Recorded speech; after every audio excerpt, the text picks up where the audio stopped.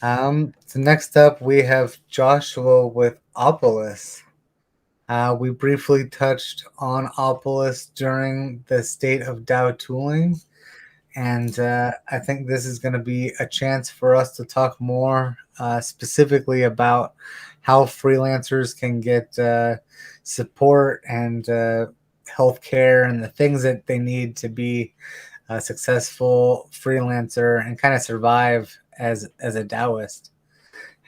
How's it going, Joshua? It's great to see you. It's going well. Thanks for having me. Yeah, thank you. I hear you're also in my neighborhood too. Is that right now? I will be this afternoon. Okay, I'm awesome. leaving right here from here, getting on a plane to LA. Oh, sweet. Well, yeah, maybe in the next couple days, we'll link up. That would be nice. I love seeing the MetaFam in person. Yeah, I think the personal connections that we build up in the network is one of the key parts that Spencer identified. So, especially agents, we're definitely agents of our different respective organizations, and That's Opolis is a huge agent for all of us. Yeah. I like to think of it as a connector.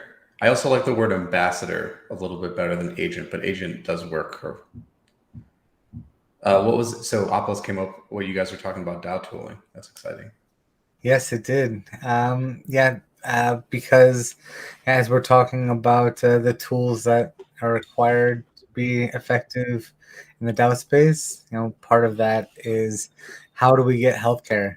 Uh, I know I personally have been a customer of Opolis and been provided healthcare from our membership in the collective, and I've recommended it highly to anyone else that's in the space. But a lot Do of you people might think not know how that process works.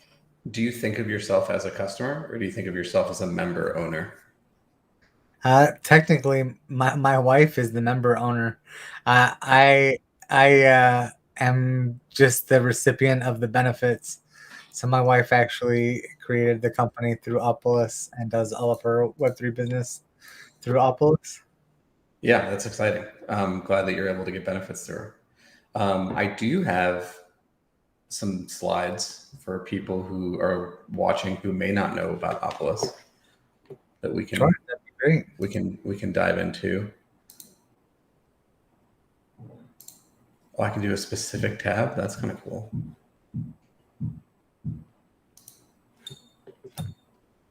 Okay, I can see it. Do I click? I think if I click slideshow, I'm going to lose everything else. No, we can see it. No, I'm not. I can't see anything else. I mean, Ah, so what is Opolis? We are a member-owned digital employment cooperative. And what does that mean? We're all about the self-sovereignty of the independent worker, and that applies across many different fields. It applies to DAOs, where as a contributor to DAOs or many DAOs, you are independent. And in many cases, the DAOs are not legal entities that can offer you employment benefits, and so you are kind of on your own. This is also the trend. Since the 90s, companies have been preferring independent workers to W-2s. This is 1099s that you hear about. If you're outside the US, a W-2 is somebody who has taxes withheld from their paycheck, and 1099 is saying, no, I'll take care of the taxes on my own. The core stack is payroll, but through processing payroll through Opolis, you get access to all of the rest of the benefits that we offer. And as we grow, we become a stronger network that's able to offer a wider range of benefits, insurances, policies at increasingly better rates. One of the cool things here is that you get direct deposit. So if you are paid from a DAO in, like, let's say Wrapped X DAI, the path to getting those dollars into an account where you can, like, I don't know, take cash out and pay a hot dog vendor or whatever. That's what I was thinking about. I don't even eat hot dogs. you pay rent or It's how we do it. Yeah, pay rent. Is you've got to take that wrapped XDAI, you've got to bridge it to mainnet, you've got to send it back to Coinbase or Kraken or whatever your KYC on off ramp is. You convert it to dollars, you transfer it back to your bank account, and we're talking. I mean, this process could take over a week, depending on how well your bank plays nice with whatever the exchange is and how decent the exchange's policies are in times of liquidity crunches like we're seeing now. Maybe not at all. And what we're able to do is you simplify that and process the crypto directly through us, and then you get a direct deposited on the first and third Friday of each month. So there is like a time built into it. So it's not going to be faster than a bank, but it's way less steps. Compliance is another exciting thing that we do. And I say exciting because this is probably one of the most boring things that you could possibly think about. Like, nobody wants to think about their taxes. Nobody wants to think about, oh man, the government wants their cut and I have to do withholdings. Do I have to do quarterlies? Is this compliant with labor laws? We take care of all that stuff so that you don't really have to. And while it may be incredibly boring, and I also find some of this stuff boring, it's incredibly important. You've heard this before, so you don't need to spoil it, or you can. But I like to say pretty much everywhere. Are you familiar with Al Capone?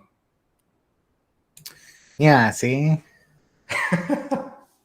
It sounds like you are familiar with Al Capone. So one of the most prolific gangsters of the 20th century,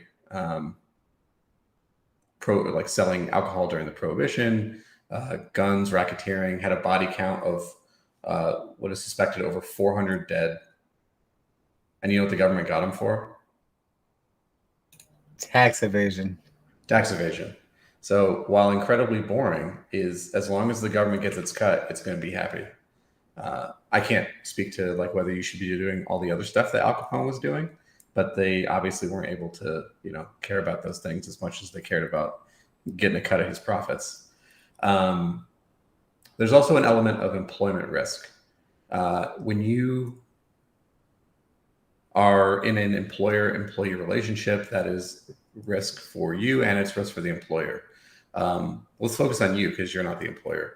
Let's say you are a full-time contributor to somewhere that is offering you benefits, and then, I don't know, downswing in the market comes, they've got to let you go, or they only need you 10, 20 hours. That cutback in hours makes it so that the employer no longer is required to offer you employment benefits. So you've got to go find another job, maybe 40 hours somewhere, so that you can get health insurance, dental, vision, whatever it is that your family needs.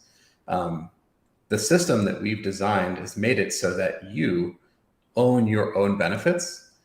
So maybe Metagame does cut you to 20 hours or 10 hours, but because they weren't the one who was providing you your benefits, you only need to go and contribute somewhere else to be able to make at least minimum wage to process your invoices, but you still own your own benefits. So there's no way that they're able to take that away from you. We also take over employer of record, so that you are not self-employed.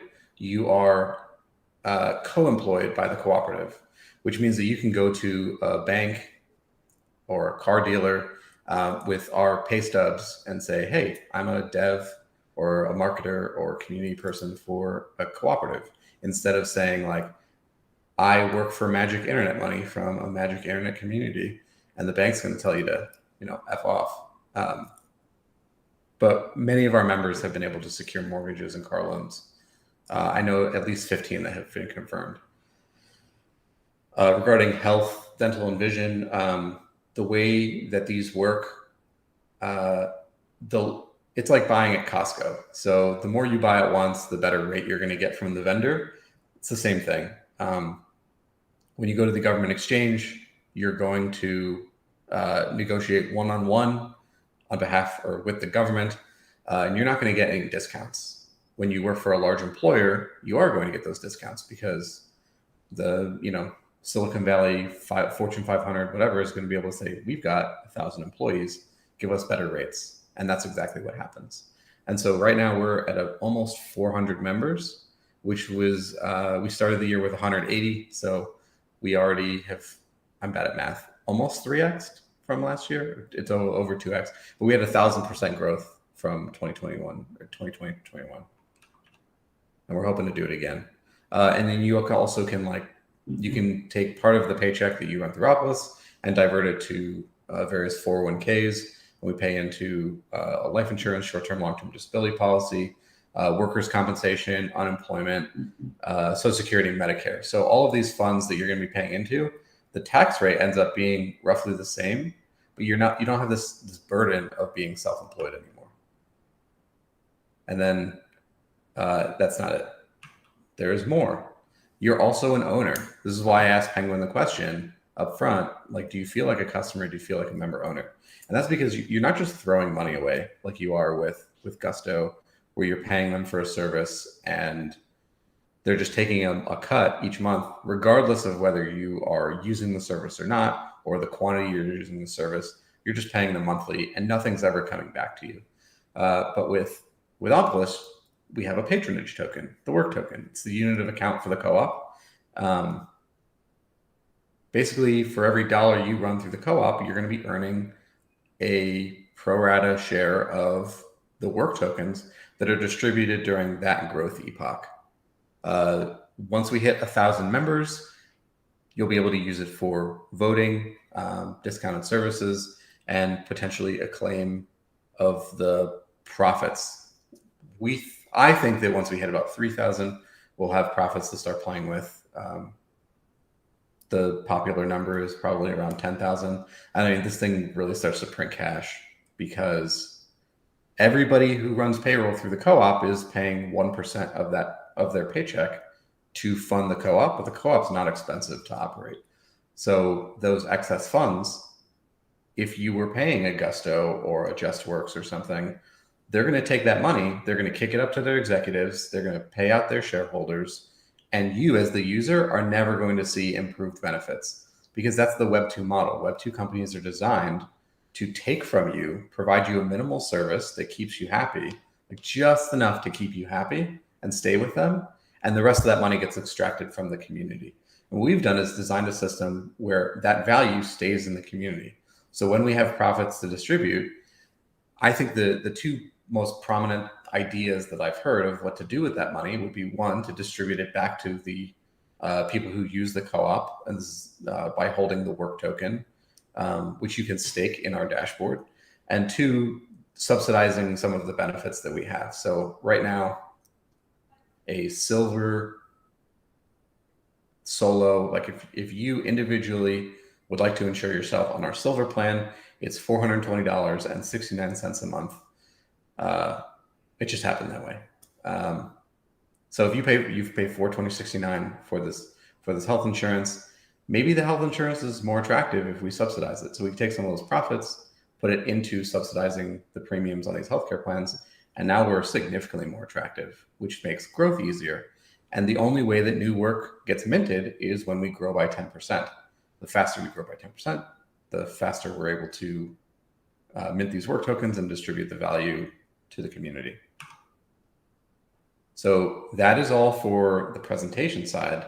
Would love to get back into chatting now that we know more about what it is. Metagame has been a great partner. They've been one of our earliest partners. We have a landing page set up for them. So the second link here, if you heard about Opolis through Metagame and you'd like to learn more about it, you can go to coalition.opolis.co, sign up, and through that flow, you can end up signing up for a calendar link to talk to me or one of our other membership stewards, another few who are, I think, also contributors or at least players of Metagame. Kitty Slasher plays Metagame, right? Yeah, he's been a player. Nice. And so these two links here at the bottom are because everybody who signs up creates a company. You don't need to have an LLC before joining, but we help you set one up fairly easily. All right, let's say if you sign up through Metagame and you sign up for July 1st, We'll waive the fee to incorporate, which is if you create a Wyoming LLC through us, it's $299. So we'll give Metagame and the MetaFest viewers a little special perk. Sweet. And I'll tell you, we went through that process. I know that it can be intimidating for people to go through and create a business and become legal and start paying taxes and do all this stuff. Mm-hmm. I know as a family though, it was even more scary to be like, what happens if something comes up?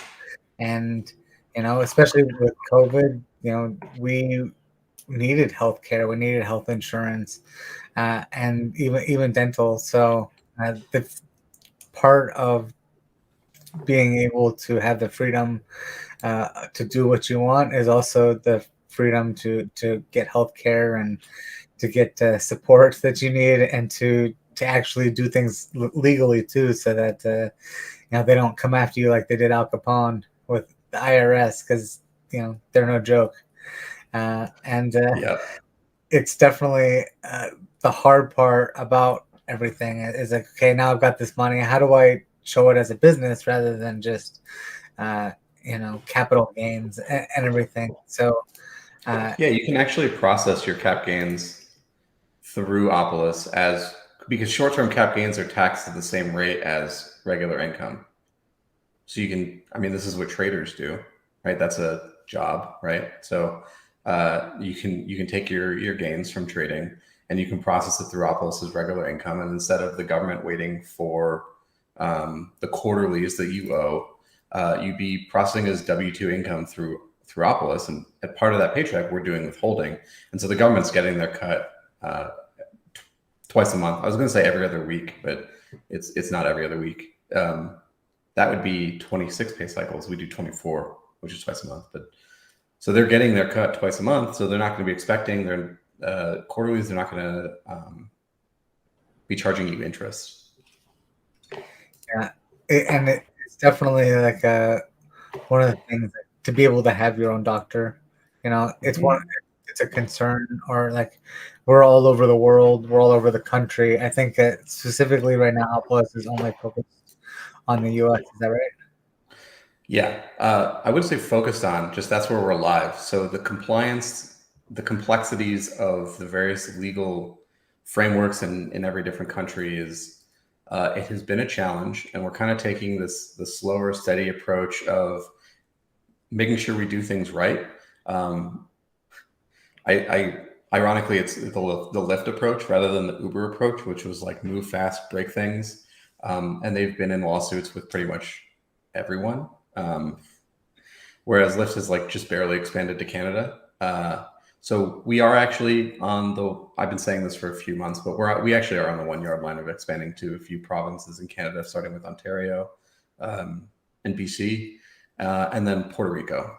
So we've got some folks on the ground in both of those countries, not countries, well, and nations where, yeah, Puerto Rico is a really interesting one. We had this problem at Lyft too, where like people with Puerto Rican driver's licenses weren't able to drive in certain jurisdictions because it's a different Secretary of State. And it's like, so they're in this weird pseudo, like part of the US, kind of not part of the US, but definitely still part of the US. But they have a different legal framework. We're working through it. And I'm really excited to start supporting, because there's a lot of folks who work in crypto and Web3 who live down in Puerto Rico. Yeah, I think one of the big parts about all this is the trust that goes into it. I think that's part of why you guys are taking it slower and why you aren't everywhere, because if you were having to do lawsuits, it would put kind of everything in jeopardy. So I definitely appreciate taking it slow, and that you guys have always been very thoughtful of doing everything the right way, and also pushing everyone else to do things the right way as well. So yeah, it's about a longer time horizon. So like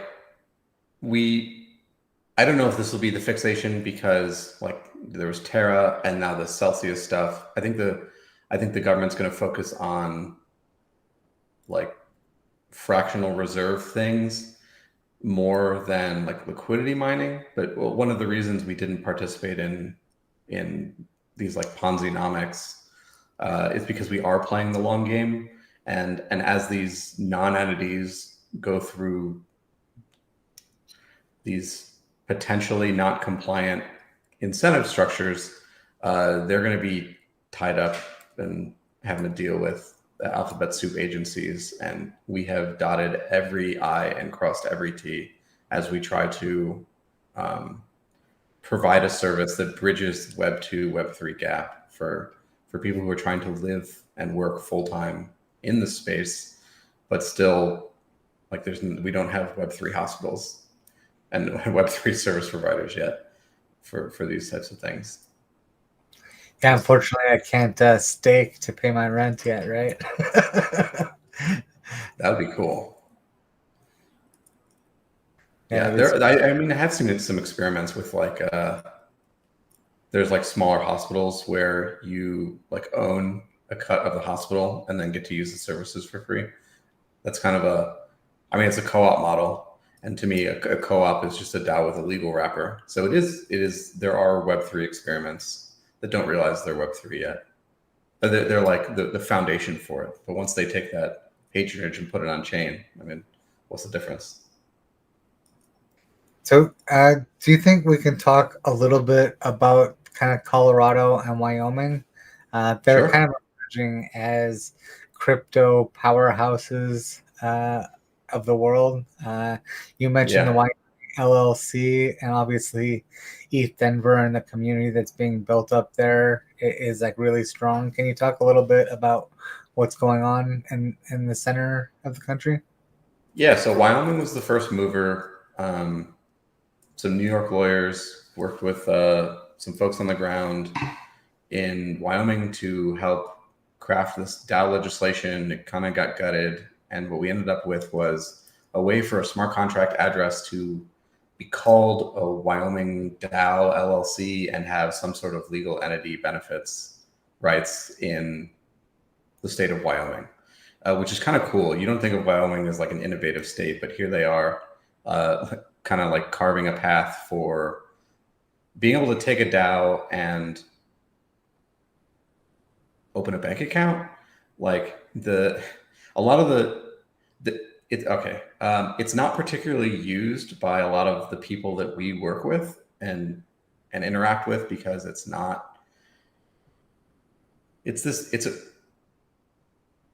trying to say this diplomatically. What they did was they made it so that a DAO could not basically not be a DAO. It could be an LLC and have legal rights, which is on the borderline of useful for a lot of the things that we do. I see in the comments, Wyoming was the first to implement the LLC structure. So they've always been kind of on the forefront of corporate structures. But what DAOs are is we're not trying to build companies. We're trying to build communities that kind of act like companies. They do want to have revenue. They want to provide benefits for their members. When money's involved, the government wants to be involved. Is basically how that works. I think the big thing now is the liability, right? Providing any kind of liability structure to the members is key, and why you want to actually go through the steps of organizing and filing the paperwork is because in the case of dispute or anything goes wrong, you want to be able to fall back on some kind of protection rather than he said, she said in Discord. Right. And so this is another one of the things I like talking about, which is when you contribute to a DAO and there's no operating agreement and you're just doing it personally, there's no corporate protections. There's no distinction between you as a person and you as a company. So what you're doing is you're entering into what is considered a general partnership, which is relatively dangerous exposure for you and your family. So some states like Texas protect your house from general partnerships, but in many states, like let's say you're contributing to a DAO that gets sued for millions and that's not in the treasury, they can go after the contributors, the members of that DAO, as partners. So they theoretically could try to take your house. It's a slightly different conversation from why should a DAO become a Wyoming DAO LLC. But I want to talk about Colorado because when you think of what is a DAO, what are the at its core, what are the frameworks, what are the relationships that make a DAO a DAO? And so you've got like different membership classes. So you've got like kind of a core team, you've got contributors, you've got minor contributors, you have community members. When you think about ownership, is it a couple people with their name on it that are the owner of a DAO, or is it anybody who's contributing has a varying degree of ownership level? And if it kind of sounds like I'm describing a DAO right now, it's because cooperatives are basically DAOs with a legal framework. And so with the Colorado LCA, which is Limited Cooperative Association, they basically have this framework by which your DAO can be a DAO while also being a legal entity. And you can use an operating agreement. We use Yev and Jackie, Launch Legal. They're a great group, great team, very brilliant lawyers who helped us structure the Opolis Employment Commons. East Denver Spork DAO. I think Bloom is starting to use them. It's growing as a model, and I would like to say, because I'm a Colorado shill, even though I don't live there, superior to Wyoming's conception, even though that was a great leap forward for a smart contract that wants to open a bank account, I guess. Yeah, great. Thank you so much for helping support all that growth too. If you've ever been to East Denver, you know just like how much the energy is and like that. If we're talking about networking and the ability to listen and support the people in our space, like that's a prime example of an amazing event where it's key contributors talking about the things that matter most. Yeah, I actually have I got my East Denver shirt on.